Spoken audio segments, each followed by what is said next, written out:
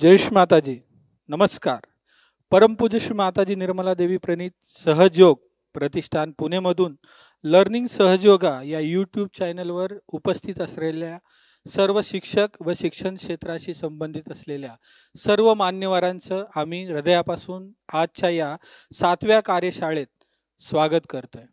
या कार्यशाळेची सुरुवात भजनानी करूयात.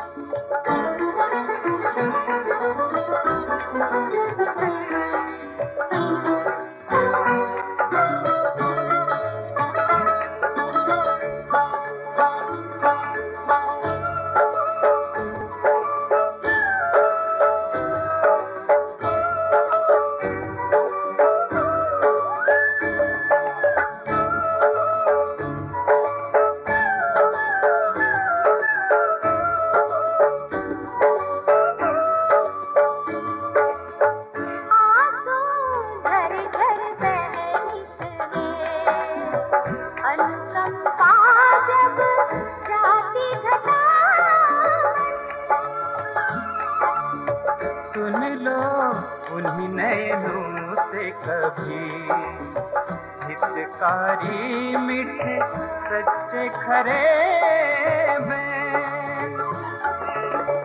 जीवन का सब सत्व है इनमें, जीवन का सब सत्व है इनमें।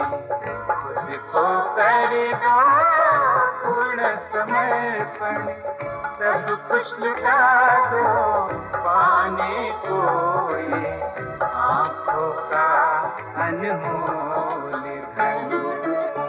प्यार भरे ये दो निर्मल नैन, इनसे मिला ये अमृतमय चैन। कोई जाने ना इस प्यार की गहराई, इन आँखों की गहराई। प्यार भरे ये दो निर्मल नैन, प्यार भरे ये दो निर्मल नैन,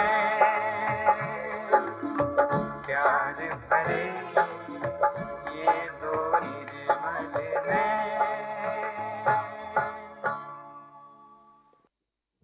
जयेश माताजी नमस्कार.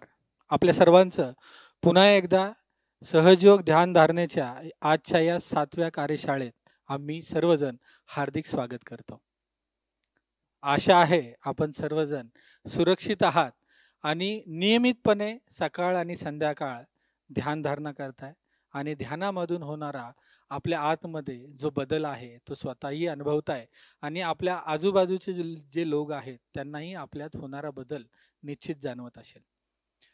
आजची ही कार्यशाळा जसं आपल्या सर्वांना माहित आहे ती 2 सत्रात आपण विभाजित करतोय. पहिलं सत्र म्हणजे सहजयोग ध्यान, दुसरं सत्र सहजयोग ज्ञान. सहजयोग ध्यान मध्ये आपण अगोदरच्या सत्रात काय शिकलो याचा आपण पुन्हा आढावा घेतो आणि सहजयोग ज्ञान मध्ये एक नवीन विषयाची माहिती आपण करून घेतो आणि त्याची अनुभूती प्रत्यक्षात आपण पाहतो. तर आजचा विषय जो आहे तो आहे आज्ञाचक्र आणि सहस्रार चक्र, म्हणजे आपलं जे 6वं आणि 7वं ऊर्जा केंद्र जे आहे त्याच्याबद्दल आपण माहिती घेणार आहोत आणि ध्यानाद्वारे त्याच्यात होणारी अनुभूती ही पाहणार आहोत. पाठीमागच्या शनिवारी म्हणजे कालच्या शनिवारी आपण विविध चक्रांच्या संदर्भात जे शारीरिक व्यायाम आहेत श्रीमाताजींनी जे सांगितलेले आहेत त्याच्याबद्दल आपण माहिती करून घेतली. या व्यायामामुळे जिथे चक्र आहे तिथल्या चक्रांचे आजूबाजूचे जे अवयव आहेत त्यांना थोडासा रिलॅक्सेशन किंवा इलॅस्ट्रिसिटी डेव्हलप व्हायला मदत होऊन जाते. तदनंतर आपण पाहिलं की आपलं घी कापूर ट्रीटमेंट मध्ये आपल्या नाकाची स्वच्छता म्हणजे जे हंसाचक्र आपल्या आज्ञाचक्राच्या खाली आहे ते आपल्याला निरक्षीर विवेक बुद्धी देते. त्या चक्राची स्वच्छता घी कॅम्पर ज्यावेळेस आपण टाकतो त्याच्यात त्यावेळेस त्याला लुब्रिकेशन मिळतं आणि तसंच जलनेतीद्वारा त्याची स्वच्छता कशी करायची हेही आपण पाहिलं.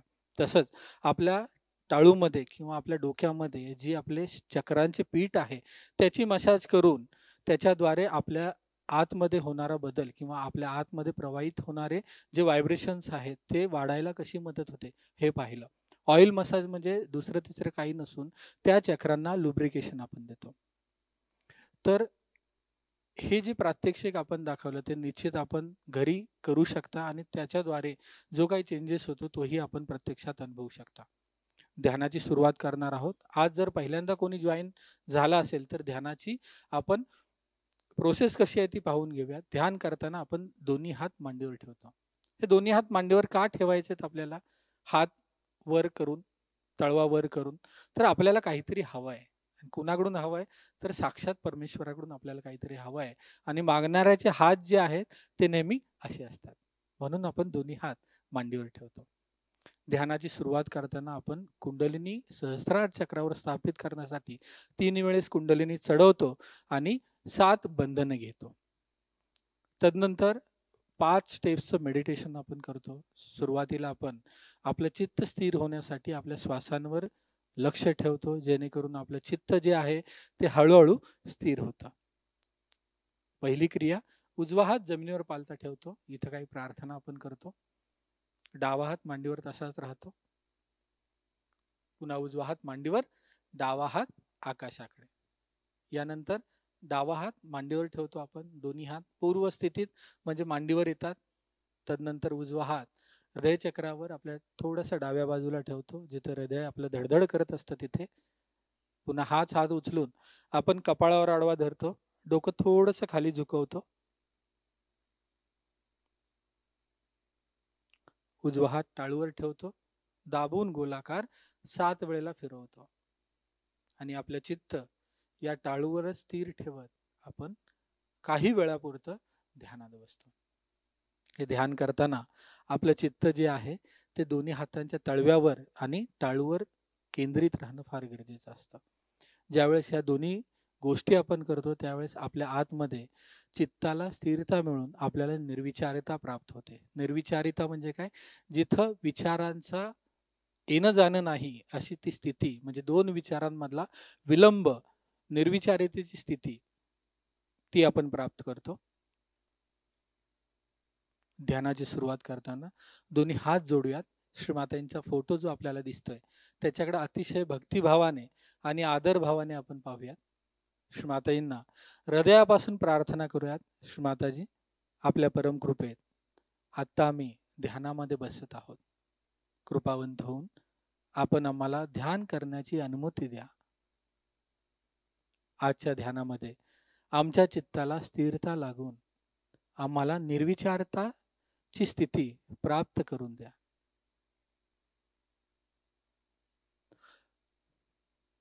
हळुवारपणे डोळे बंद करूयात. दोन्ही हात जोडून कुंडलिनी चढवून बंदी घेऊयात.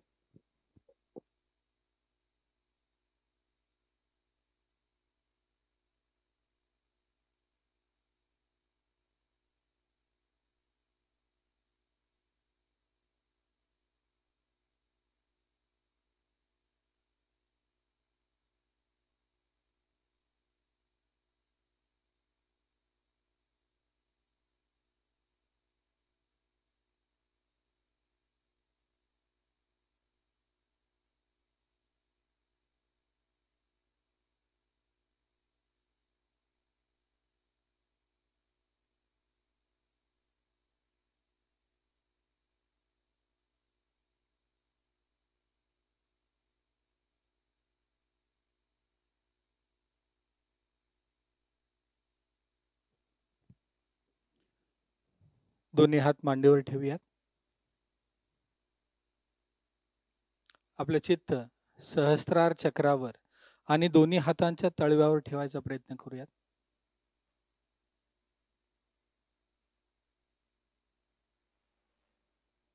दोन्ही हातांवर काही जाणीव होते का पाहायचंय.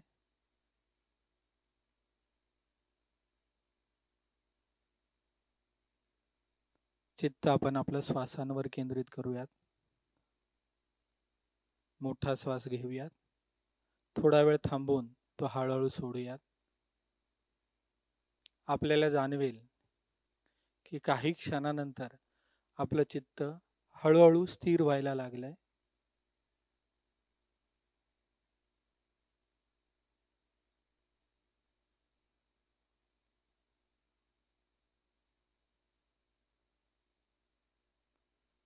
उजवा हात जमिनीवर पालथा ठेवूयात.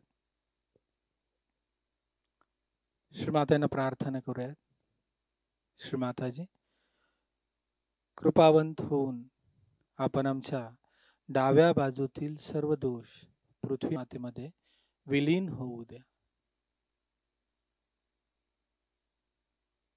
आमची इडानाडी आणि आमची इच्छाशक्ती शुद्ध होऊ द्या.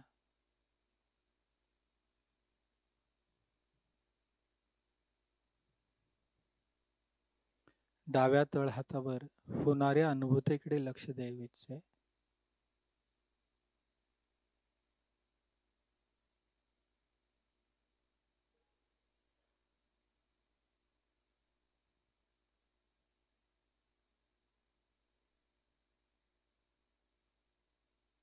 उजवा हात मांडीवर डावा हात आकाशाकडे. प्रार्थना करायची. माताजी, कृपावंत होऊन आपण आमच्या उजव्या बाजूचे सर्व दोष आकाश तत्वात विलीन होऊ द्या.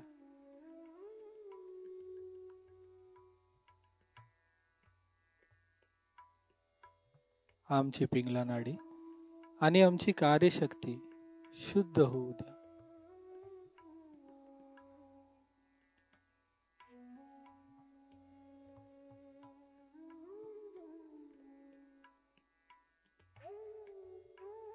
उजव्या तळहातावर होणाऱ्या अनुभूतीकडे लक्ष देऊया.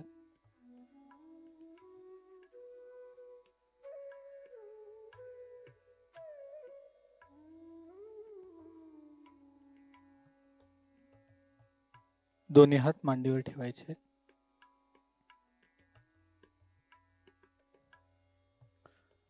आपला डावा हात आपल्या उजव्या ओटीपोटाच्या खाली ठेवूयात, जिथे आपलं लिव्हर असतं तिथे.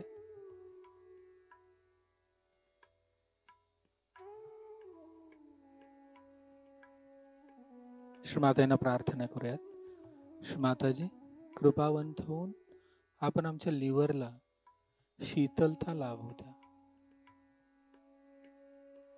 आमचे चित्त स्थिर होऊ द्या.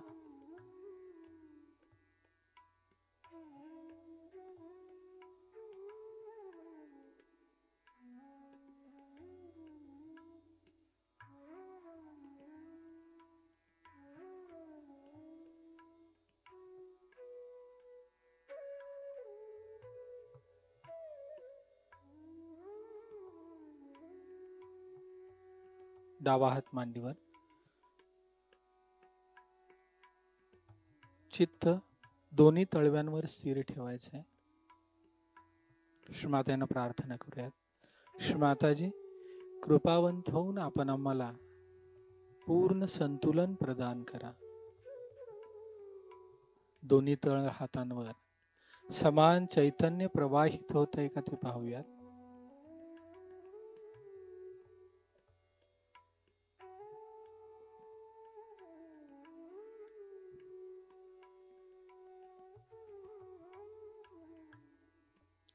उजवा हात डाव्या हृदयावर ठेवूयात.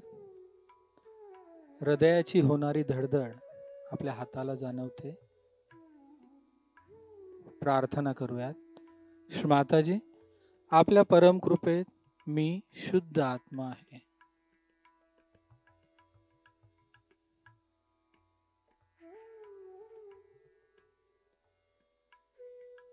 श्रीमाताजी, आपल्या परम कृपेत मी शुद्ध आत्मा आहे.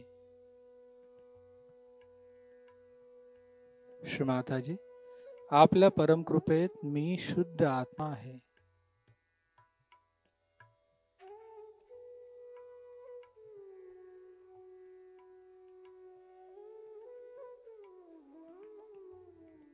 हाच हात आपल्या कपाळावर आडवा ठेवूयात.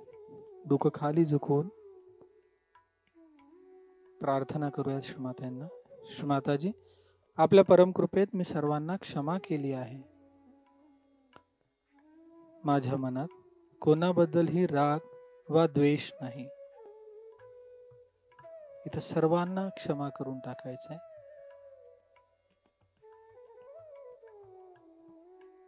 इथं आपण 3 वेळेस क्षम म्हणणार आहोत. क्षम, क्षम,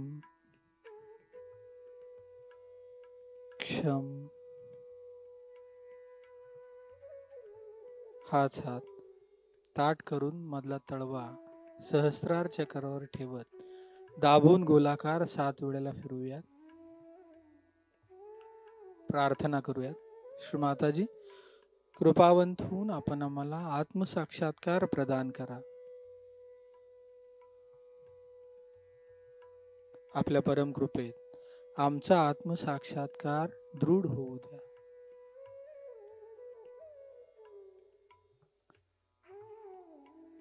चित्त आपलं टाळूवरच ठेवायचंय. उजवा हात मांडीवर ठेवूयात. याच स्थितीत थोडा वेळ आपण ध्यानात बसणार आहोत.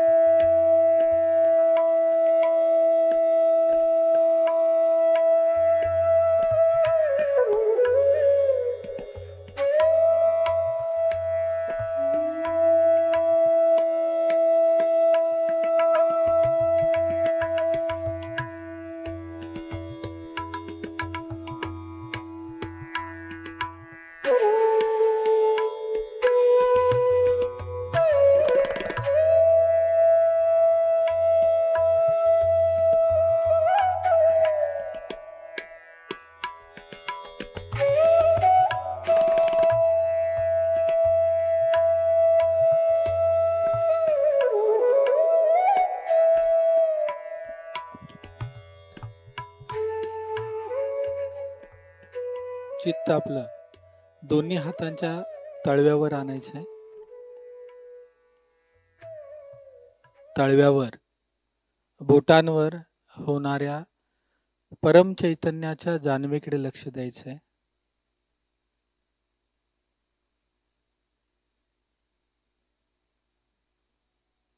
दोन्ही हात जोडून हळुवारपणे आपले डोळे उघडे करायचे. श्रीमातांना धन्यवाद देऊयात की त्यांनी आपल्याकडून ध्यान करून घेतलं आणि ध्यानामध्ये हा चैतन्याचा आशीर्वाद आपल्याला दिला. आशा आहे की हेच ध्यान आपण सकाळ आणि संध्याकाळ रेग्युलर करताय. आजचा विषय जो आहे तो आज्ञाचक्र आणि सहस्त्रार चक्र या चक्रांची माहिती आणि याच्यावर ध्यान करून त्यांचे गुण कुठले आहेत, मेडिकल आणि प्रोफेशनल ॲस्पेक्ट त्यांचा काय आहे आणि ध्यान केल्यानंतर आपल्याला होणारे फायदे हे आपल्याला अनुभवायचे आहेत. आज्ञाचक्र हे 6वं आणि 7व्या नंबरचे एनर्जी सेंटर्स आहे. तर या विषयासंदर्भात आपल्याशी चर्चा करण्यासाठी आपल्याबरोबर उपस्थित आहेत श्री रुपेश भोळे. हे एका विख्यात अशा IT कंपनीमध्ये जॉब करतात. मी विनंती करतो रुपेशजींना कृपया आपण आज्ञाचक्र आणि सहस्रार संदर्भात माहिती जी आहे ती शेअर करावी. रुपेशजी. तर आज्ञाचक्र आणि सहस्रार चक्र याच्याबद्दल माहिती घेण्यासाठी आलेल्या सर्व शिक्षकांचे मी ह्या सेशनमध्ये स्वागत करतो. तर सुरू करूया आज्ञाचक्रापासून.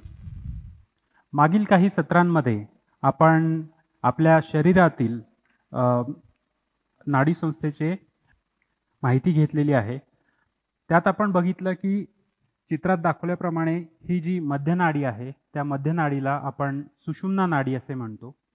या मध्यनाडीच्या डाव्या बाजूला जी नाडी आहे तिला आपण इडा नाडी असे म्हणतो आणि मध्यनाडीच्या उजव्या बाजूला जी नाडी आहे तिला आपण पिंगला नाडी असे म्हणतो. आता या दोन्ही नाड्या इडा नाडी आणि पिंगला नाडी मध्य नाडीला समांतर म्हणजेच पॅरलल स्थित आहेत. पण विशुद्धी चक्राच्या वरती जर आपण बघितले तर ह्या पॉइंटवरती या दोन्ही नाड्या एकमेकींना क्रॉस करून विपरीत दिशांना जातात. ज्या पॉइंटवरती या दोन्ही नाड्या एकमेकींना क्रॉस करतात त्या पॉइंटलाच आपण आज्ञाचक्र असे म्हणतो. आज्ञाचक्राला सायंटिफिक लँग्वेजमध्ये ऑप्टिक चायझ्मा असेही म्हटले जाते. ही एक खूप सूक्ष्म जागा आहे.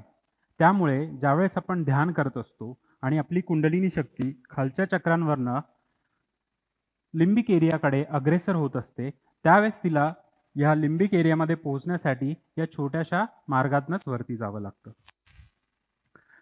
आता चित्रात दाखवल्याप्रमाणे आज्ञाचक्राच्या वरती हे दोन बलून्स तुम्हाला दिसतील. हे फुगे जे आहेत यातला जो उजवा फुगा जो आपल्याला दिसतो आहे तो आपला प्रति अहंकार आहे आणि जो डावा फुगा दिसतो आहे तो आपला अहंकार आहे. भविष्य किंवा भूतकाळाचा खूप जास्त प्रमाणात विचार करणाऱ्या लोकांमध्ये हे दोन्ही बलून्स फुललेले असतात आणि अशा स्थितीत हे दोन्ही बलून्स कुंडलिनी शक्तीला आज्ञाचक्रापासून वरती जाण्याचा जो मार्ग आहे त्याच्यामध्ये अवरोध उत्पन्न करत असतात. आपण ह्याच्याबद्दल नंतर अजून थोडंसं बोलणार आहोत. तर ही जी हे जे आज्ञाचक्र आपण या ठिकाणी बघितले, आज्ञाचक्राचे लोकेशन इथे या ठिकाणी स्थित असते आणि ध्यान करत असताना आपल्याला आज्ञाचक्रासाठी आपल्या दोन्ही हातांच्या करंगळीच्या जे बाजूचे बोट आहे त्या बोटाकडे पण लक्ष द्यायचे आहे. आपल्याला या बोटांवरती ध्यान करत असताना काय जाणीव होत आहे, काय चुणचुण जाणवते आहे का, किंवा बोचल्यासारखं जाणवत आहे का, किंवा थंड किंवा गरम जाणवत आहे का, या गोष्टींकडे आपल्याला लक्ष द्यायचं आहे. तर ही आज्ञाचक्राबद्दलची थोडक्यात माहिती होती. आता आपण आज्ञाचक्राच्या मेडिकल ॲस्पेक्ट बद्दल बोलूया. आज्ञाचक्र हे आपल्या मेंदूमधील पिच्युटरी आणि पिनियल नावाच्या ग्रंथींच्या कार्याला संचालित करत असतात. आता ह्या दोन्ही ग्रंथी ज्या आहेत त्या आपल्या मेंदूमध्ये विभिन्न हार्मोन्सला सिक्रीट करत असतात. आता हे हार्मोन्स फक्त आपल्या इमोशनल बॅलन्ससाठीच नाही तर शरीरामध्ये अन्य महत्त्वाच्या काही फंक्शन्सलाही कार्यान्वित करत असतात. त्यामुळे आज्ञाचक्र खूप महत्त्वाचे आहे. या व्यतिरिक्त आज्ञाचक्र आपल्या डोळ्यांची पण काळजी घेत असतं. त्यामुळेच खूप जास्त प्रमाणात मोबाईल बघणे, भूतकाळाचा खूप जास्त प्रमाणात विचार करणे या गोष्टींमुळे आज्ञाचक्र दुर्बल होतं. आज्ञाचक्र दुर्बल झाल्याने आपण अहंकारी होतो. आपण अहंकारी होतो, आपण शीघ्रकोपी होतो, म्हणजेच खूप लवकर राग येतो. आपली क्षमा करण्याची शक्ती जी आहे ती कमी होऊन जाते, क्षीण होऊन जाते. आज्ञाचक्राचं दुर्बल झाल्यानंतर फक्त आपल्या स्वभावातच बदल घडत नाही तर आज्ञाचक्र दुर्बल झाल्याने आपल्याला शारीरिक व्याधींनाही तोंड द्यावं लागतं. जसं मी आधी सांगितलं, भविष्य आणि भूतकाळाचा खूप जास्त विचार करणाऱ्या लोकांमध्ये हे दोन्ही बलून्स जे आहेत हे फुललेले असतात. त्यामुळे हे दोन्ही बलून्स त्यांच्या आजूबाजूच्या परिसरात मेंदूमध्ये जे नर्व सेल्स असतात त्यांच्यावरती अतिरिक्त प्रेशर टाकतात आणि ह्या प्रेशरमुळे सतत डोकंदुखी चा त्रास लोकांना होऊ शकतो. त्याचप्रमाणे हायपरटेन्शन, उच्च रक्तदाब किंवा इन्सोमनिया ज्याला आपण निद्रानाश म्हणतो या गोष्टींचाही आपल्याला त्रास होऊ शकतो. आणि याच्यापेक्षाही भयंकर म्हणजे आपल्याला हृदयाशी संबंधित असणाऱ्या आजारांनाही तोंड द्यावं लागू शकतं. तर ह्या सर्व गोष्टी ज्या आहेत याच्यामुळे आपल्याला हे कळतं की आज्ञाचक्र मेडिकली आपल्यासाठी खूप महत्त्वाचं आहे. तर आता आपण आज्ञाचक्राच्या प्रोफेशनल ॲस्पेक्टकडे वळूया.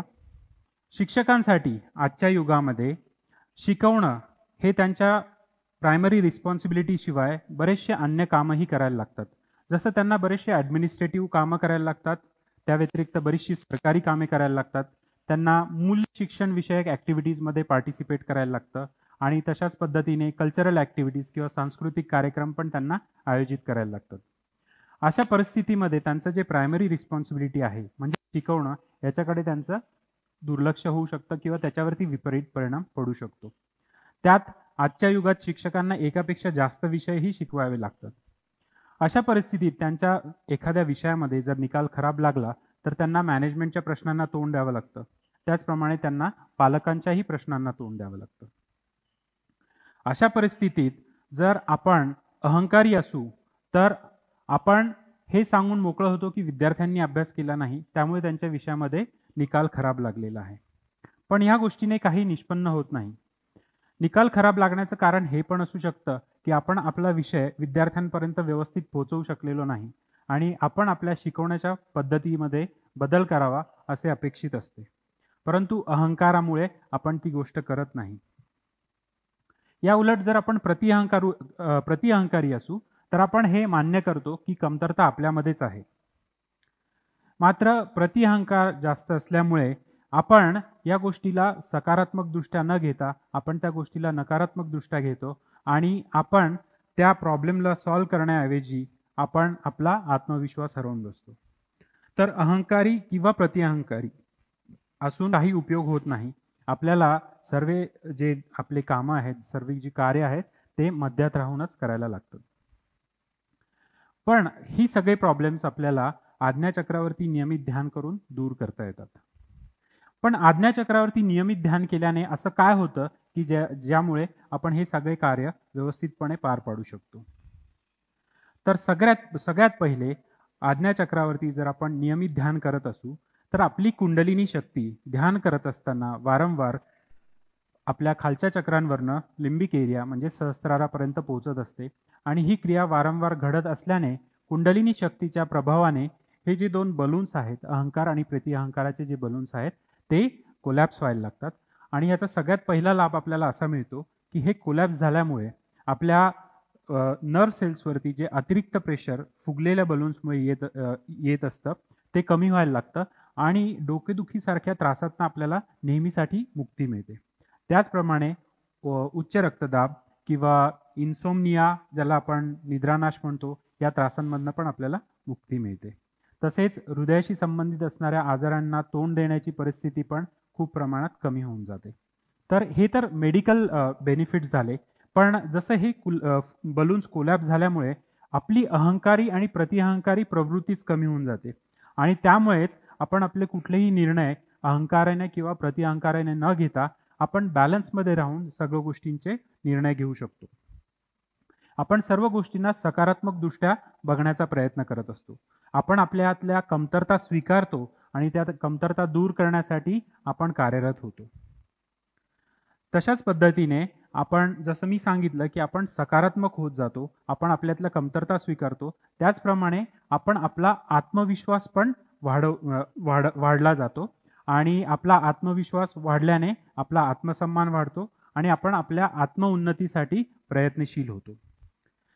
आज्ञाचक्र सबल झाल्यामुळे आपण क्षमाशील होतो, कारण क्षमाशीलता ही आज्ञाचक्राची प्रायमरी क्वालिटी आहे. त्यामुळे आपण आज्ञाचक्राचं सबळ झाल्यामुळे आपण क्षमाशील पण होतो. तर हे सारे गुण आपल्याला आज्ञाचक्रावरती नियमित ध्यान केल्याने प्राप्त होतात. तर ही माहिती होती थोडक्यात आपण आज्ञाचक्राबद्दल जाणून घेतलेलं आहे.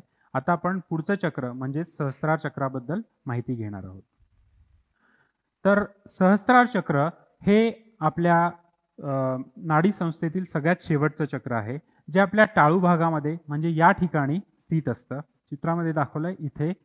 ह्याला आपण सायंटिफिक लँग्वेजमध्ये लिंबिक एरिया पण म्हणतात. बायोलॉजिकल नेम आहे त्या जागेचं, त्याला लिंबिक एरिया असे पण म्हटले जाते.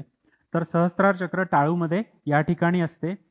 तसेच हातामध्ये सहस्त्रार चक्राची पोझिशन जर आपण बघितली तर तळ हाताच्या मध्यभागी जो एक सर्कल आपण इमॅजिनरी सर्कल म्हणू शकतो त्या सर्कलमध्ये दोन्ही हातांवरती सहस्त्रार चक्र लोकेटेड आहे. त्यामुळे ध्यान करत असताना आपण टाळू भागावरती आणि आपल्या दोन्ही हातांच्या तळव्यावरती पण चित्त ठेवायचं आहे. सायंटिफिकली सहस्त्रार चक्र हे टाळू भागाच्या थोडंसं खाली नर्व सेल्सच्या कलेक्शनच्या स्वरूपात स्थित असतं. इथे एक नर्व सेल्सचं कलेक्शन असतं ज्याच्यामध्ये एनर्जी असते जी स्पॉन्टेनियस म्हणजेच स्वप्रवर्तित असते. मात्र ही एनर्जी जी आहे ती सुप्त स्वरूपात असते, म्हणजे डॉर्मंट फॉर्ममध्ये असते. ही एनर्जी आपल्याला आपल्या बुद्धीने किंवा आपल्या कल्पनाशक्तीने ओळखणं शक्य होत नाही. मात्र ज्यावेळेस आपण सहजयोग ध्यान करत असतो त्यावेळेस आपली कुंडलिनी शक्ती जेव्हा सहस्त्रार चक्राला भेदून बाहेर पडते त्यावेळेस जी आपल्याला थंड चैतन्य लहरींची अनुभूती होते त्या अनुभूतीमुळेच आपल्याला सहस्त्रार चक्राचा बोध होतो. या स्थितीत आपण परमेश्वरी शक्तीशी एकरूप होतो आणि आपण परमेश्वरी शक्तीशी एकरूप होतो आणि त्या आपल्याला सहजपणे निर्विचार स्थितीमध्ये जाता येतं. ज्यावेळेस ही घटना घडते त्यावेळेस सहस्त्रार चक्राची जी ऊर्जा आहे ती ऊर्जा आपल्या विभिन्न चक्रांच्या ऊर्जेला इंटिग्रेट करण्याचं काम करत असते आणि हे सगळ्या चक्रांच्या ऊर्जेला इंटिग्रेट केल्यानंतरच आपल्याला आपला सर्वांगीण विकास किंवा इंटिग्रेटेड ग्रोथ होऊ शकते. तर अशा पद्धतीने सहस्त्रार चक्र जे आहे ते खूप महत्त्वाचे आहे आणि सहस्त्रार चक्र जसं मी सांगितलं आपण ध्यान करत असताना सहस्त्रार चक्रासाठी आपण टाळू भागामध्ये या ठिकाणी आपण आपले चित्त ठेवणार आहोत. तर ही माहिती होती आपली आज्ञा आणि सहस्त्रार चक्रावरती. आता आपण प्रत्यक्ष ध्यान कसं करायचं ते आपण बघणार आहोत. ध्यानाची कृती आपण लक्षात घ्यायची आहे. सर्वप्रथम आपण आपले दोन्ही हात मांडीवर घेणार आहोत. आपले डोळे बंद असतील. चित्त अगदी स्थिर करायचे आहेत.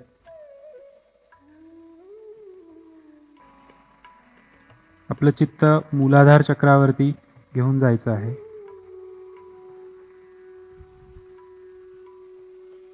इथे आपण प्रार्थना करणार आहोत. परमपूज्य श्री माताजी, कृपा करून आम्हाला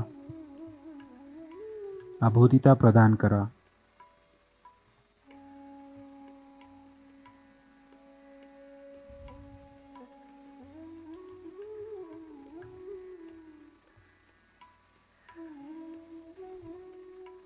चित्त हळूहळू वरती न्यायचं आहे स्वाधिष्ठान चक्राकडे. स्वाधिष्ठान चक्र या ठिकाणी आपला उजवा हात ठेवायचा आहे आणि इथे प्रार्थना करायची आहे. प्रपूज्य श्री माताजी, कृपा करून आम्हाला शुद्ध ज्ञान प्रदान करा.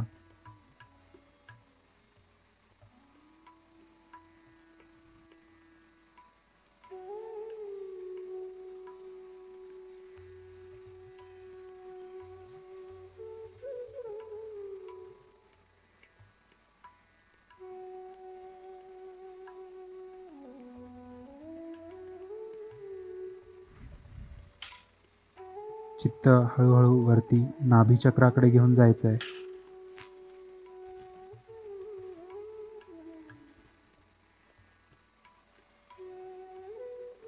या ठिकाणी प्रार्थना करायची आहे. परमपूज्य श्री माताजी, कृपा करून आम्हाला समाधानी बनवा.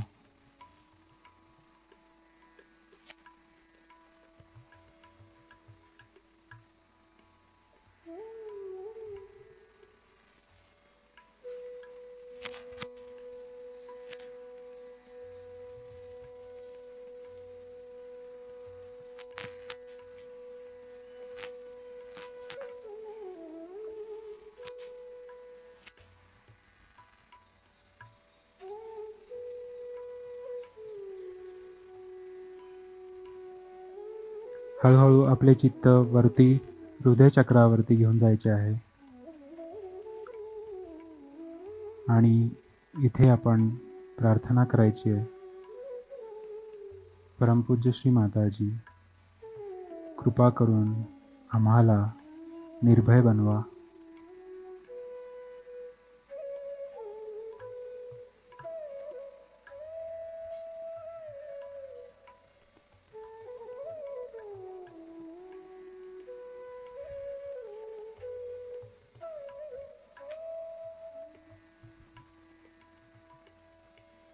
आपले चित्त हळूहळू विशुद्धी चक्रावरती घेऊन जायचे आहे. या ठिकाणी इथे प्रार्थना करायची आहे. परमपूज्य श्री माताजी, कृपा करून आम्हाला सामूहिक बनवा.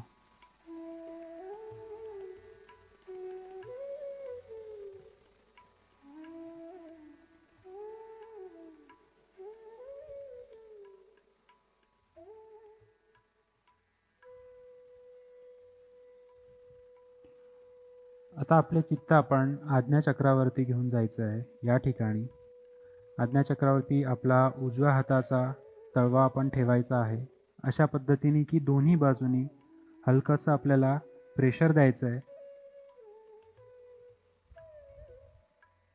इथे आपल्याला प्रार्थना करायची आहे. परमपूज्य श्री माताजी, कृपा करून आम्हाला क्षमाशील बनवा.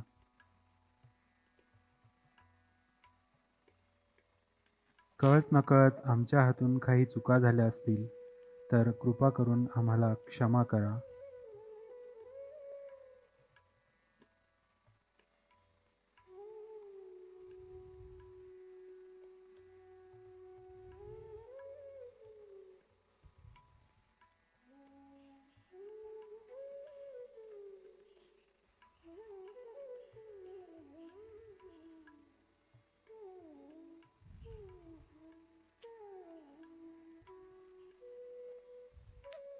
उजवा हात आपल्याला सहस्रारावरती घेऊन जायचा आहे आणि आपल्या उजव्या हाताचा तळवा जो आहे तो इथे टाळू भागावरती ठेवायचा आहे आपल्याला आणि त्याला 7 वेळा क्लॉकवाईज डायरेक्शनमध्ये फिरवायचं आहे.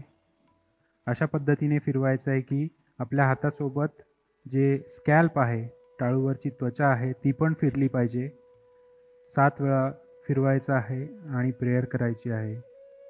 परमपूज्य श्री माताजी, कृपा करून तुमच्यामध्ये योग प्रस्थापित करा.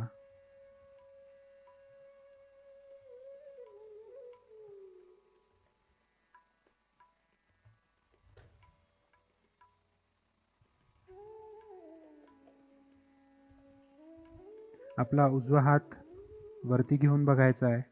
थोडासा आपल्याला आपल्या टाळूमधनं काही जाणीव होते आहे का? थंड किंवा गरम चैतन्य लहरींची जाणीव होते आहे का? हात थोडासा पुढे मागे घेऊन बघायचा आहे, वर खाली घेऊन बघायचा आहे. काही जाणीव होते आहे का तिकडे लक्ष द्यायचं आहे. उजवा हात मांडीवर घ्यायचा आहे. डावा हात टाळूवरती घेऊन जायचा आहे आणि पुन्हा टाळूवरनं आपल्याला काही अनुभूती होते आहे का त्याच्याकडे लक्ष द्यायचं आहे.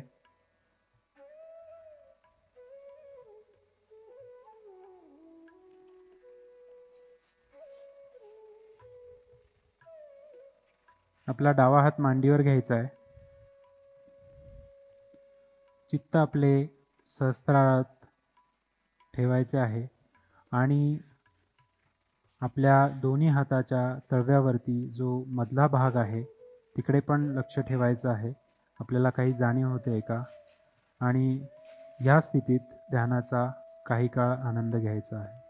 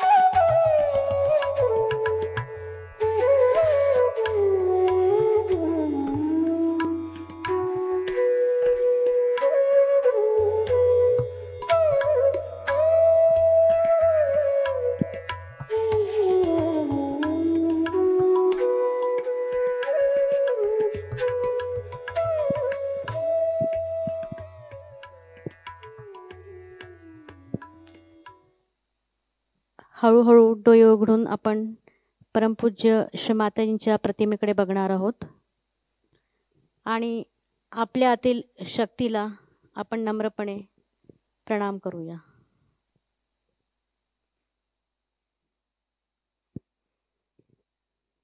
आता जे आपण ध्यान केले त्याची अनुभूती आपण बघूया. सर्वप्रथम ध्यान करत असताना जेव्हा आपले दोन्ही हात आपल्या मांडीवर होते तेव्हा निश्चितच आपल्याला आपल्या हातांवर, तळ हातांवर किंवा बोटांवर आपल्याला थंड चेतन लहरींची जाणीव झाली असेल. होऊ शकते काहींना थोडंसं कोंबट वारा असं जाणवलं असेल, काहींना पिंचिंग सेन्सेशन असं सुई टोचल्याप्रमाणे काही बोटांवर जाणवलं असेल. काहींना ते पण नसेल झालं तर होऊ शकते एक शांतता, त्यांना एक अनुभूती झाली असेल, शांत वाटलं असेल. किंवा मग एकदा गाढ झोपल्यानंतर आपण उठतो आणि फ्रेश आपण फील करतो, तशा प्रकारची पण अनुभूती झाली असेल. तर ही पण एक प्रकारची एक कॉग्निझन्सच आहे, तो अनुभवच आहे. पण जसं जसं आपण रेग्युलर मेडिटेशन करूया सकाळ आणि संध्याकाळ, तेव्हा ही सेन्सिटिव्हिटी आपली वाढत जाणार आहे. त्याच्यामुळे महत्त्वाचं एवढंच आहे की आपल्याला फक्त 2 टाईम सकाळ आणि संध्याकाळ आपलं रेग्युलर ध्यान करणे फार आवश्यक आहे. कारण की जसं मागच्या सत्रात पण आपल्याला सांगितलं की शक्ती जर आपल्याला टिकून ठेवायची असेल, ही क्षीण नसेल होऊ द्यायची आणि कुंडलिनी शक्तीचं म्हणजे आपल्यातलं रेसिड्युअल एनर्जीचं आपल्याला उत्थान करायचं असेल तर त्याच्यासाठी आपलं ध्यान करणं फार आवश्यक आहे. जसं एखादा आपण झाड किंवा एखादं रोपटं आपण जेव्हा लावतो तेव्हा फक्त लावून आपण सोडून दिलं तर त्याची वाढ बरोबर होणार नाही. त्याचप्रमाणे त्या झाडाचं पालनपोषण करणं जरुरी आहे, त्याला खत पाणी लागणं आवश्यक असतं. त्याचप्रकारे कुंडलिनीचं म्हणजेच उत्थान होण्यासाठी आपल्याला नियमित ध्यान करणं आवश्यक आहे. तर ध्यानाच्या अगोदर जसं आपण एक सुरक्षा कवच घेतलं होतं आणि आता ध्यानानंतर सुद्धा हे सुरक्षा कवच म्हणजेच बंधन ही प्रक्रिया आपण पुन्हा एकदा करूया.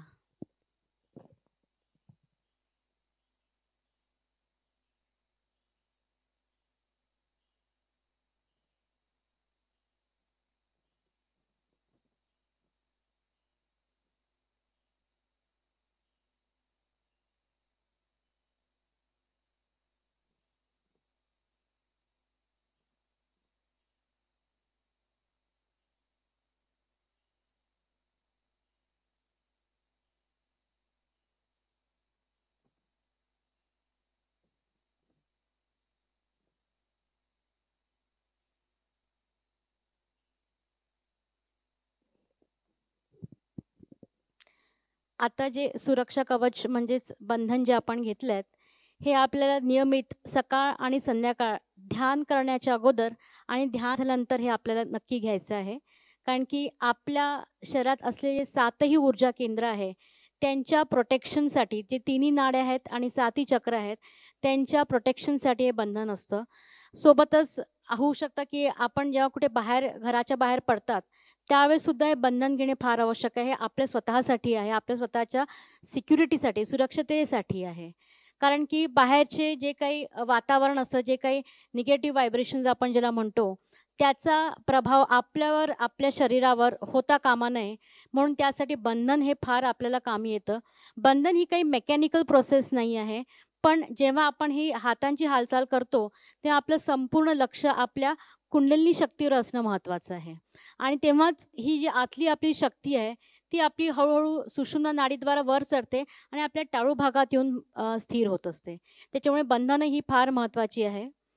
तर ज्याप्रमाणे आज आपल्याला रुपेशजींनी सांगितलं आज्ञा आणि सहस्त्रा चक्राची माहिती, तर असंच आपले सहयोगी प्रॅक्टिशनर आहेत की जे स्वतः शिक्षक या प्रोफेशनमध्ये आहेत, एखाद सोशल सायंटिस्टसुद्धा आहे आणि त्यांनी सहयोगाच्या ध्यानाद्वारे स्वतःमध्ये कसा तो बदलाव आणलेला आहे, त्याचं एक उदाहरण आपण बघणार आहोत. सर्वप्रथम आपण बघूया डॉक्टर वर्तिका श्रीवास्तव, ज्या अकोल्यावरून आहेत. मायक्रोबायोलॉजीमध्ये PhD झालं आहे. As a assistant teacher BK महाविद्यालयामध्ये काम करत आहेत आणि त्यांचा CV रमण पुरस्कारने त्यांना सन्मानित केलेलं आहे. तर यांचा आपण अनुभव बघूया की आज्ञाचक्राच्या ऊर्जेचा उपयोग सहजयोगाच्या ध्यानाद्वारे त्यांनी स्वतःमध्ये तो कसा अनुभूती घेतली आहे, याचं एक छोटासा व्हिडिओ, एक छोटीशी मुलाखत आपण त्यांची बघणार आहोत.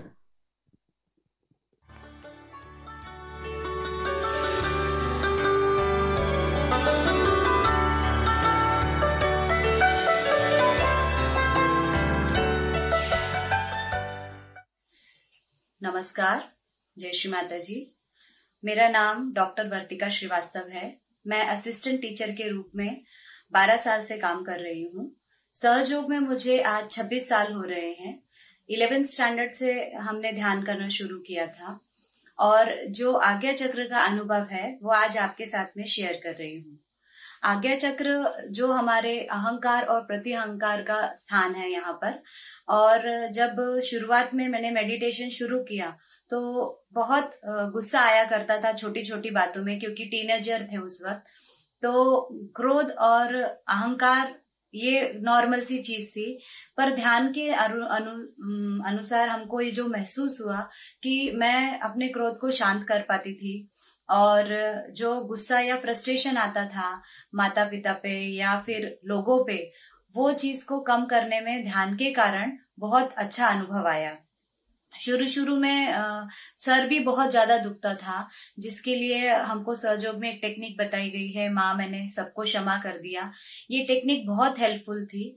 जब भी किसी से बहस हो जाती थी, कोई बातों पे गुस्सा आता था और सर दुखने लगता था, तो हमको समझ में आता था कि आज्ञा चक्र में हमको कुछ तो भी हो रहा है, और हमारे ये जो वर्तन है, जो हमने अभी क्रोध किया या हमें फ्रस्ट्रेशन आया, वो हमारे आज्ञा चक्र को नुकसान पहुंचा रहा है।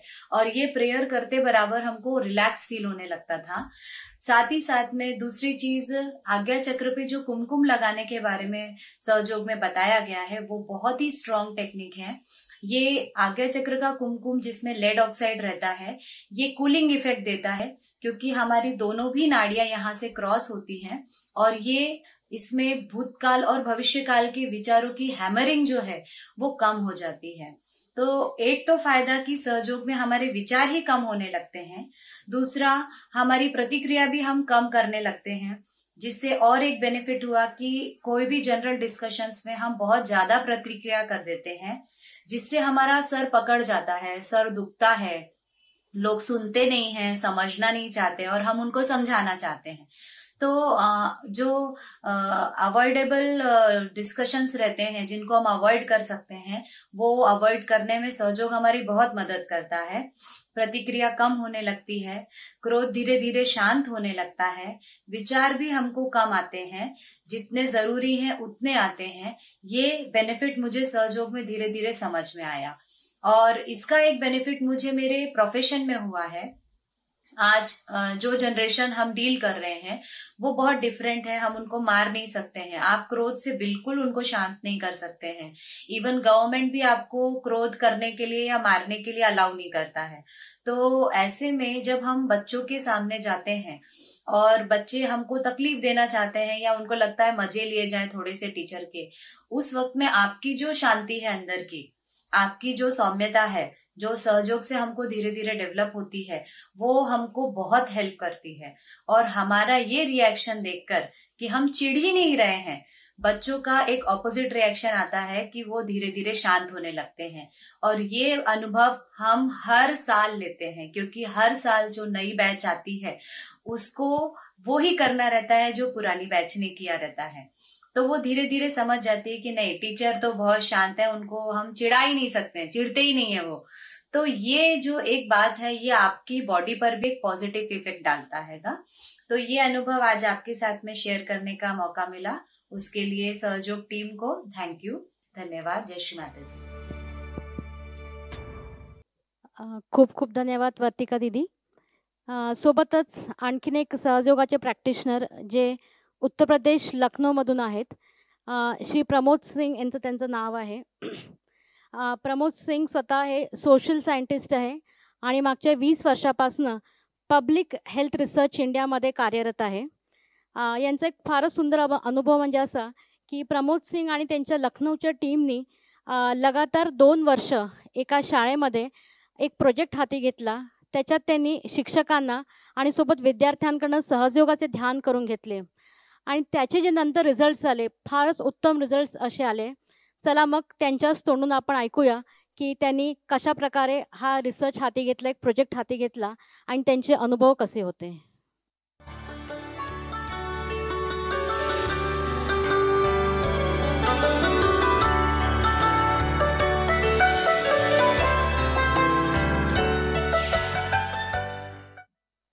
जय श्री माता जी। इम्पैक्ट ऑफ सहज yoga meditation on school children, यानी स्कूल जाने वाले बच्चों पे सहज योग ध्यान का प्रभाव, इसी शीर्षक से एक अध्ययन Lucknow model public inter college, इसी स्कूल में, इस स्कूल के 2 ब्रांचेस में करीब 4 साल पहले किया गया। और इसमें यह देखने का प्रयास किया गया कि जो बच्चे सहज योग मेडिटेशन करते हैं उनमें, और जो बच्चे ऐसा नहीं करते हैं, उन दोनों के शारीरिक स्वास्थ्य में, मेंटल हेल्थ में और ओवरऑल एकेडमिक जो उनका परफॉर्मेंस है उसमें इसका क्या प्रभाव पड़ता है।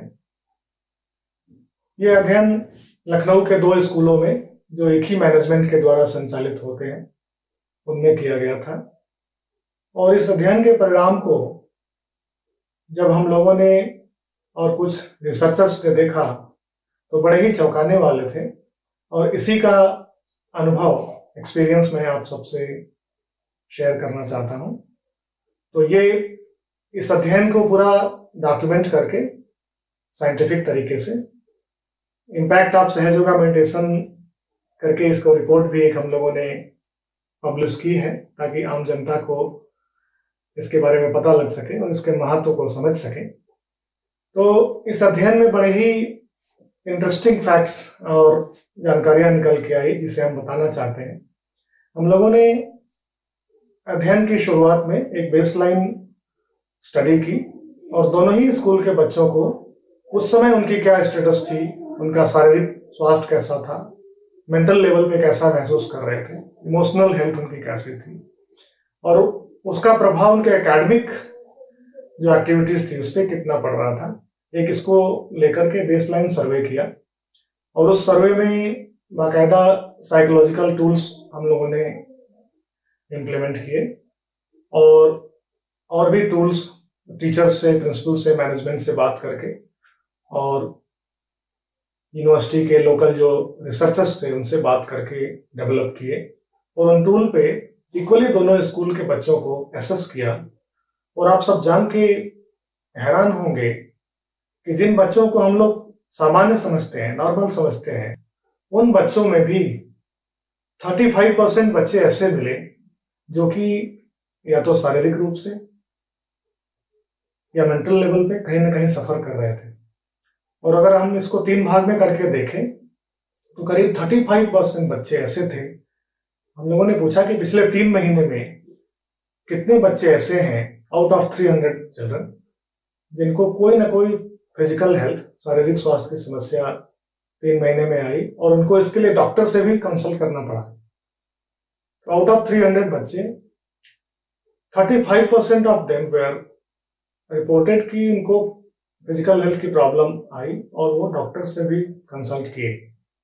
इसी तरह जो हम लोगों ने इमोशनल हेल्थ के लिए जो टूल इम्प्लीमेंट किया उसका जो रिजल्ट था ये था कि करीब 70% बच्चे ऐसे थे जो कि कहीं ना कहीं इमोशनल लेवल पर या तो उनके स्ट्रेस था या इरिटेशन था, हेडेक था, या अपने आप को ओवरबर्डन महसूस कर रहे थे। और ये बड़ा सरप्राइजिंग था हम सब के लिए, स्कूल के टीचर्स के लिए भी, मैनेजमेंट के लिए। और हम लोगों ने पेरेंट्स टीचर मीटिंग में भी पेरेंट्स से भी ये चीज शेयर की कि इन बच्चों को किस प्रकार की दिक्कतें होती हैं और कैसे हम लोग मेडिटेशन और सहज योग मेडिटेशन इसको बच्चों को सिखा करके और उससे इन बच्चों को कैसे हम लोग रिलीफ दे सकते हैं।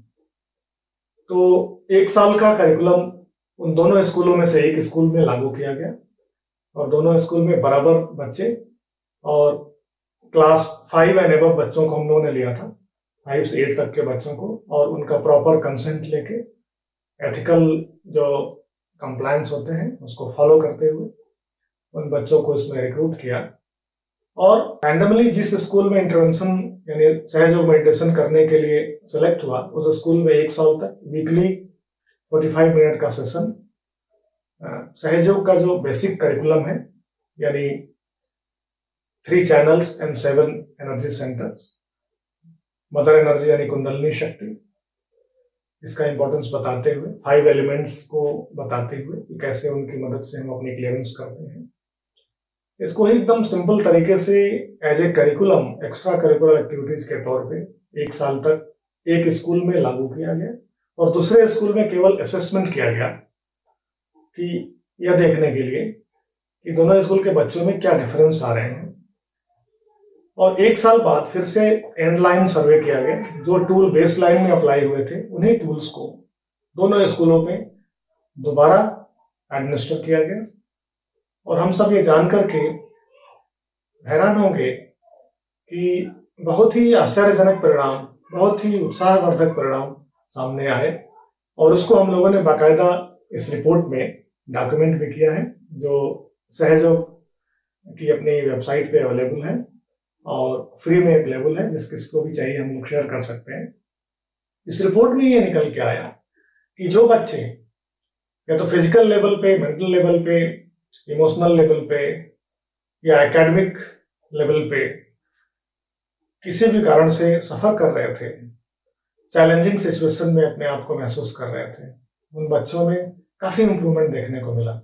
और अगर हम मोटे मोटे 2-3 रिजल्ट्स आपसे शेयर करना चाहें तो एक तो यह है कि जितने बच्चों ने सहयोग मेडिटेशन को किया, करीब करीब 80% बच्चों ने उसको रेगुलर फॉलो किया मेडिटेशन को। जो भी उनकी क्लासेस थी, जो भी एक्टिविटीज कराई गई उसमें पार्टिसिपेट किए अपनी स्वेच्छा से। और उन बच्चों में ओवरऑल जब रिजल्ट्स देखा गया कि क्या रहा, तो करीब 50% बच्चे ने सिग्निफिकेंट चेंजेस महसूस किया इन तीनों ही एस्पेक्ट्स पे। और 92% बच्चों ने ये देखा कि उनका जो इमोशनल हेल्थ था, जो उनमें इरिटेशन, गुस्सा करना, स्ट्रेस या कुछ सब्जेक्ट जो उनको डिफिकल्ट लगते थे, इंग्लिश, मैथ्स, साइंस, उनमें अपने आप को उन लोगों ने कंफर्टेबल महसूस किया। उनके रिजल्ट को भी हम लोगों ने एनालाइज किया, 1 साल पहले का रिजल्ट और इस साल का रिजल्ट, रेशियो में कितना इंप्रूवमेंट आया है। और ये देखा कि जिन स्कूल में बच्चे सहयोग मेडिटेशन कर रहे थे, वहाँ के बच्चों में और जो कंट्रोल ग्रुप था उनकी तुलना में काफ़ी बेनिफिट उन बच्चों को मिला। और इसका फायदा टीचर्स और वहाँ के मैनेजमेंट और प्रिंसिपल्स ने भी नोटिस किया।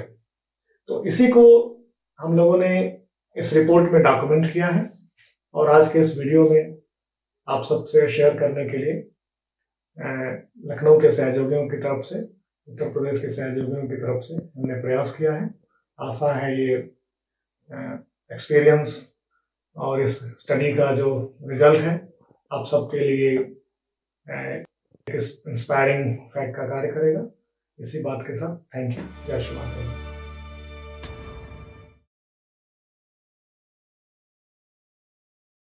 बहुत बहुत धन्यवाद प्रमोद सिंगजी।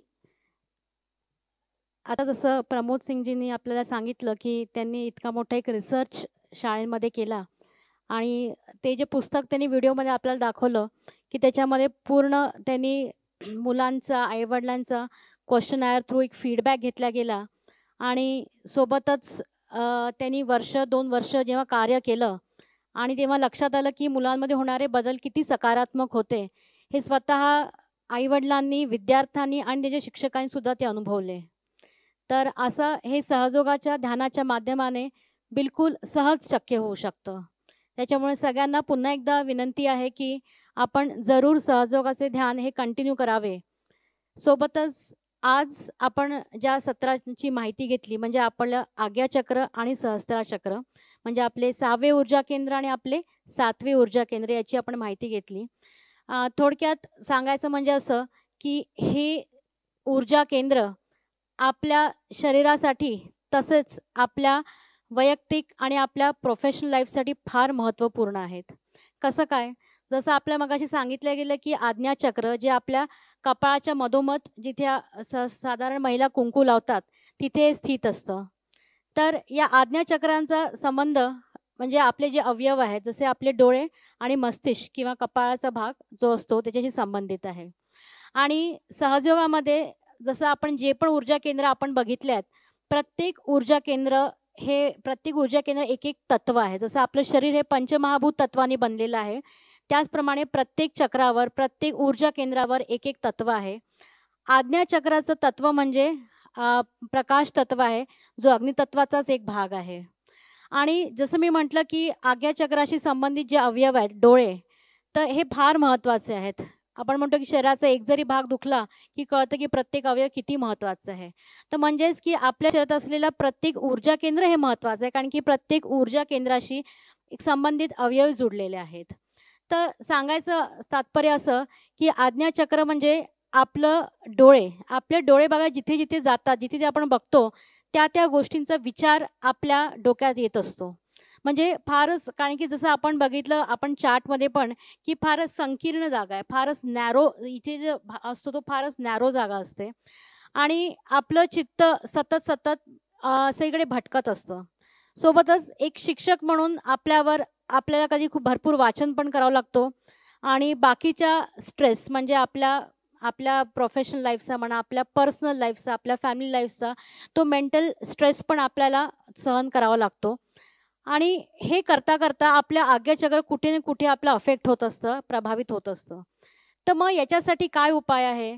तर जसं आपल्या व्हिडिओमध्ये पण आपण बघितलं की साधारणपणे की महिला जिथे कुंकू लावतात, तर कुंकू हे लेड ऑक्साईडनी बनलेलं असतं आणि जेव्हा ते आपल्या कपाळावर आपण लावतो तेव्हा जी काही आपल्या गरमी असते आपल्या शरीरातली, ते कुंकू पूर्णपणे शोषून घेत असतं. त्याच्यामुळे हे लावणं फार उत्तम आहे. सहसा महिलांनी हे जरूर लावावे. सोबतच आपण बघितलं की आज्ञाचक्राचं जसं सांगितलं की प्रकाश तत्व हा एक त्याचं तत्व आहे. तर हे जेव्हा आपल्या डोळ्यांवर स्ट्रेस येतो किंवा आपल्या आज्ञाचक्र जेव्हा आपलं फार उपयोग याचा आपण करतो, त्यावेळेस आपलं डोकं दुखणं किंवा डोळे अगदी जड होतात, डोळे थकून जातात, की बघा तुम्ही सतत सतत कम्प्युटर वर्क करत असाल तेव्हासुद्धा आपले डोळे फार थकतात. तेव्हा डॉक्टर्स लोक पण आजकाल सांगतात की जर तुम्ही IT प्रोफेशनल असाल, सतत तुमचं कम्प्युटरचं काम असेल, तर थोड्या वेळेस डोळ्यांना रेस्ट द्या. म्हणजे काय 15-20 मिनिटं तुम्ही डोळे शांत मिटून ठेवा.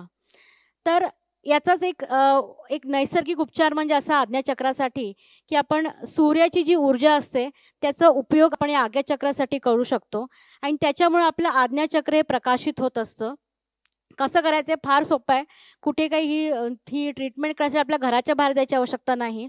पण आपण जेव्हा सकाळी उठतो तेव्हा सकाळचं जे अगदी कोवळं ऊन असतं, म्हणजे साधारण सकाळी 6:30 ते 7च्या दरम्यान जे कोवळं ऊन असतं, बस त्या सूर्याची ऊर्जा आपल्याला घ्यायची आहे. कशी घ्यायची? फार सोपं आहे. आपल्या गॅलरीतनं, आपल्या घराच्या किंवा आपल्या घराच्या टेरेसवर सुद्धा आपण जाऊ शकतात. जिथून आपल्या सूर्याचा प्रकाश, कोवळ्या सूर्याचा प्रकाश आपला अगदी स्पष्टपणे आपण बघू शकू, अशा ठिकाणी आपल्याला जायचं आहे. सर्वप्रथम त्या कोवळ्या उन्हाचा प्रकाश कसा घ्यायचा आहे?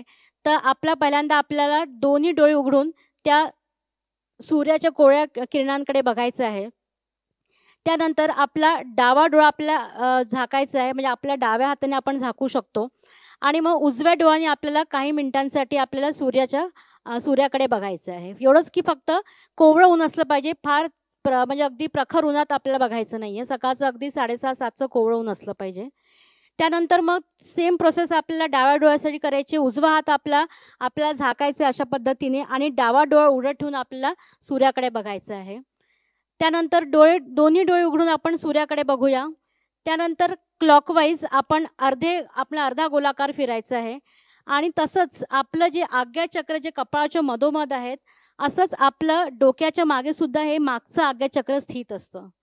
इथे पण जेव्हा खूप स्ट्रेस येतो तेव्हा सुद्धा आपलं बघा की मायग्रेनमध्ये सहसा ज्यांना त्रास असतो त्यांना डोकं म्हणजे हे संपूर्ण भाग हा दुखत असतो, कारण की तो स्ट्रेस तुमच्या आज्ञाचक्रावर येत असतो. तर याच्यासाठी पण तोच उपाय आहे की आपण जेव्हा सूर्याचं ऊर्जा आपण घेतो तेव्हा मग आपण अर्धवर्तुळाकार फिरायचा आहे आणि आपला जो हा डोक्यामागचा जो भाग आहे हा पण आपल्या सूर्याच्या कोवळ्या उन्हाने आपल्याला शेकायचा आहे आणि पुन्हा मग अर्धवर्तुळाकार क्लॉकवाईज फिरून आपला पूर्वता आपण सूर्याकडे येऊन बघायचं आहे. अगदी नैसर्गिक उपचार आहे आणि फार सोपा आहे. हे करून बघा, ज्यांनी काय होईल की आपल्याला नक्की जाणेल की जर आज्ञाचक्राला काही स्ट्रेस येत असेल तर हे आपल्याला नक्की जाणवू शकतो. काही फीडबॅक्स पण आम्ही वाचले होते चॅट बॉक्समध्ये. तिथे पुष्कळ अनुभव असा येतो की ध्यान केल्यानंतर डोक्यात जडपणा येतो, कारण की हा आज्ञाचक्रातच हा आपल्याला एक अडथळा असतो. त्यासाठी आपण परमपूज्य श्री माताजींच्या प्रतिमेकडे किंवा श्री माताजींच्या कुंकाकडे आपण बघू शकता. काही मिनटं बघून आपण हळूहळू डोळे मिटून मग आपण ध्यानस्थ जाऊ शकतात. कारण की आज्ञाचक्रावर जे काही प्रेशर येत असतं तर ते आपल्या ध्यानाच्या जी पॉझिटिव्ह ऊर्जा असते त्याच्यामुळे ते हळू दूर होत असतं आणि त्याच्यामुळे तो कधी कधी आपला जडपणा जाणवतो. तर हे पण एक कारण असू शकतं. तसंच आपण आज्ञाचक्रासाठी आपण पुष्कळशा आज आपण काही ॲस्पेक्ट्सवर बोललो. पण सगळ्यात महत्त्वाचं म्हणजे आपल्यातील वैचारिक स्थिरता ही असली पाहिजे. कारण की जोपर्यंत विचार आपली थॉट प्रोसेस कुठे ना कुठे शांत होणार नाही, तोपर्यंत आपल्या कुठल्याही लाईफच्या फेजमध्ये आपण स्टेबल फील करणार नाही. त्याच्यामुळे सगळ्यात पहिल्यांदा महत्त्वाचं म्हणजे आपली वैचारिक स्थिरता आपल्याला आली पाहिजे. मानसिक शांतता तर अगदी बेसिक आहे, की मेडिटेशन जेव्हा आपण सुरुवात करतो, त्या मानसिक शांतता ही आपल्याला मिळतेच. आणि हे सगळं शक्य आज्ञाचक्राच्या शुद्धीकरणामुळे होऊ शकतं. सोबतच जे अगदी तापट स्वभावाचे असतात, अगदी शांत होण्यास मदत म्हणजे आज्ञाचक्र आपल्याला करत असतं. तर हा आपला एक आज्ञाचक्राचा पैलू झाला. तसंच जेव्हा आपण सहस्रार चक्राबद्दल आज आपण जे गुण बघितले, की इंटिग्रेशन आहे, म्हणजे जितकेही ऊर्जा केंद्र आतापर्यंत आपण बघितले त्यांचे गुण आपण बघितले, ते सगळे गुण आपल्या सहस्रार चक्रावर एकत्रित होत असतात. म्हणजेच काय, जेव्हा आपण हे सहजयोगाचं अल्टिमेट जेव्हा मेडिटेशन करतो, तेव्हा ध्यान करताना आपलं संपूर्ण लक्ष या टाळू भागावर स्थिर करणं महत्त्वाचं आहे. कारण की सगळ्या चक्राचं इंटिग्रेशन इथे होत असतं या सहस्रार चक्रावर. आणि फार महत्त्वाचं चक्र हे आपल्यासाठी आहे. कारण की सगळ्या चक्राचं सांगितलं कॉम्बिनेशन म्हणा, त्याचे गुण म्हणा, हे सगळे आपल्या सहस्रार चक्रात स्थित असतात. त्याच्यामुळे एक गोष्ट आपल्याला लक्षात घ्यायची आहे, की आपण रेग्युलर जेव्हा मेडिटेट करूया सकाळ आणि संध्याकाळ, होऊ शकते की तुम्हाला काही क्रिया लक्षात नसतील, काही हरकत नाही. आपण शांतपणे बसा, दोन्ही हात आपले उघडून मांडीवर ठेवा आणि आपलं संपूर्ण लक्ष आपल्या टाळू भागावर फक्त केंद्रित करा. आणि अगदी हृदयातील तसं परमपूज्य श्री माताजींना प्रार्थना मात्र नक्की करा. कारण की शेवटी टेक्निक श्री माताजींनी शोधलेली आहेत आणि त्या सोर्स आहेत. त्याच्यामुळे त्यांना प्रार्थना करणं फार आवश्यक आहे, की अगदी आपल्या सोप्या भाषेत आपल्या हृदयातनं येईल तशी प्रार्थना त्यांना करा, की श्री माताजी आमच्याकडनं ध्यान करून घ्या आणि बस डोळे मिटून आपण पूर्ण आपल्या लक्षात टाळू भागावर आपण स्थिर करण्याचा प्रयत्न करायचा आहे. तसंच सहस्रार चक्राबद्दल जे आपल्याला काही गुण सांगितले, की त्यातला एक महत्त्वाचा गुण म्हणजे एक स्पॉन्टेनिटी ज्याला आपण म्हणतो. आता स्पॉन्टेनिटी म्हणजेच काय, तर जसं आपण बघितलं की पुष्कळ जे सायंटिस्ट होऊन गेले त्यापैकी आईन्स्टाईन जे होते, त्यांनी थेअरी ऑफ रिलेटिव्हिटीचा जेव्हा शोध लावला तेव्हा पूर्ण ती थेअरी त्यांना अवगत होत नव्हती. आणि मग त्यांनी म्हटलं की ते शोधता त्यांच्या इमॅजिनेशन्सनी त्यांच्या बौद्धिक क्षमतेनुसार ते फार थकून गेले. आणि मग त्यांनी सहज म्हटलं की जेव्हा ते अगदी बसले एका झाडाखाली आणि तेव्हा त्यांना एक सहज त्यांच्या मस्तिष्क पटलावर त्यांना एक विचार आला आणि ती थेअरी ऑफ रिलेटिव्हिटी पूर्णपणे त्यांना अवगत झाली. ती कशी काय झाली, त्यांच्या कुठल्या डोक्यातनं विचार आला, तो that is the spontaneous thought ज्याला म्हणतो. आणि ती क्वालिटी आपल्या सहस्रार चक्राची, आपल्या लिम्बिक एरियाची आहे. आणि ही क्वालिटी पण आपल्या सहजयोगाच्या ध्यानाने आपल्याला अवगत अगदी होऊ शकते. पुष्कळदा म्हटलं जातं ना, की आपण काही गोष्ट जेव्हा प्रिपेअर करतो, की आज आपल्याला मंचावर जाऊन बोलायचं आहे आणि आपण जे काही प्रिपेअर करतो, पण पुष्कळदा असं होतं की एक दोन गोष्टी अशा येतात की ते अगदी स्पॉन्टेन जे आपण विचार केलेला नसतो, पण ते तोंडून आपण बोलून जातो. ती जी स्पॉन्टेनिटी आहे, ही स्पॉन्टेनिटी सहजयोगात अगदी सहजपणे आपल्याला हा गुण आपल्याला सहस्रार चक्रातनं मिळत असतो. सोबतच शिक्षकांचं जीवन म्हटलं तर खरंच एक प्रकारचं मल्टीटास्किंग लाईफ आहे. आणि तुम्ही बघा ना, की या शिक्षण क्षेत्रामध्ये आज 70% किंवा जास्ती म्हटलं तरी चालेल, या लेडीज शिक्षिका जास्ती आहेत. आणि या शिक्षिकांना तर आपलं घर सांभाळून, आपला परिवार सांभाळून, आपलं प्रोफेशनल सांभाळून आपल्याला बॅलन्समध्ये ठेवणं फार महत्त्वाचं आहे. आणि जसं मी सांगितलं, की हे अगदी शक्य होऊ शकतं सहजयोगाच्या ध्यानाने. कारण की मल्टीटास्किंग राहणं फार जरुरी आहे. कारण की आजकालच्या कॉम्पिटिटिव्ह लाईफमध्ये जर आपण अगदी रटाळ तेच रुटीन किंवा आपण तेच प्रोफेशनलमध्ये जर काही इनोव्हेशन नसेल, आपण मल्टीटास्किंग राहणार नाही, तर आपण या कॉम्पिटिशनला मात करू शकणार नाही, त्याला आपण पुढे जाऊ शकणार नाही. आणि म्हणून हे सगळं फक्त सहज शक्य होऊ शकते. पुन्हा मी तेच सांगेल की सहजयोगाच्या ध्यानाने. सोबतच आपल्या या प्रोफेशनल लाईफमध्ये ॲज अ टीचर म्हणून आपल्याला या सगळ्या क्वालिटीज बाळगणं फार महत्त्वाचं आहे. म्हणजे एक आपल्यामध्ये विनम्रता असली पाहिजे, कारण आपण शिक्षक आहोत. आपण ड्युटी बाउंड असतो, आपण कर्तव्यपरायणता ज्याला आपण म्हणतो. सोबतच आपण सेल्फ मोटिवेटेड असणं फार महत्त्वाचं आहे. जर आपण स्वतः मोटिवेटेड नसलो तर आपण विद्यार्थ्यांना काय मोटिवेट करणार. आणि आपण बघतोय की आजकाल जे काही सायकोसोमॅटिक केसेस बाहेर येतात आहे, डिप्रेशन म्हणा, एन्झायटी म्हणा, तर हे आजकाल जे यंगस्टर्समध्ये जास्ती आहे. मग जेव्हा टीचर स्टुडंटचे रिलेशनशिप दृढ होतात तेव्हाच आपण विद्यार्थ्यांचे प्रॉब्लेम्स ओळखू शकतो आणि त्यांना मोटिवेट मात्र नक्की करू शकतो. आणि हे तर झालं थेरॉटिकल पार्ट, पण आपण विद्यार्थ्यांना सहयोग देण्यासाठी सुद्धा प्रेरित करू शकतो. तर हा आपला एक सहस्त्रा चक्राचा गुण आहे. आणि फक्त मी सगळ्यांना पुन्हा तीच नम्र विनंती करेल की आपण घरीसुद्धा मात्र नक्की ध्यान करा. आणि याच्यानंतरचं जे सेशन असणार आहे, जे पुढच्या आठवड्यात सेशन असणार आहे, ते साधारण 4 ऑक्टोबरला असणार आहे संध्याकाळी 5 वाजता याच चॅनलवर, यूट्यूब चॅनल लर्निंग सहयोगावर. आणि तो विषय असणार आहे effects of classical music on brain and body, म्हणजेच या शास्त्रीय संगीताचा प्रभाव आपल्या मेंदूवर आणि आपल्या शरीरावर तसेच आपल्या ऊर्जा केंद्रावर कसा होतो, याच्या एक संपूर्ण आपलं एक सेशन असणार आहे. फार सुंदर आणि प्रॅक्टिकल सेशन असणार आहे. आपण आवर्जून ते अटेंड करा आणि मूव्ज बघायला विसरू नका. लर्निंग सहयोगावर 4 ऑक्टोबरला संध्याकाळी 5 वाजता. धन्यवाद. जय श्री माताजी.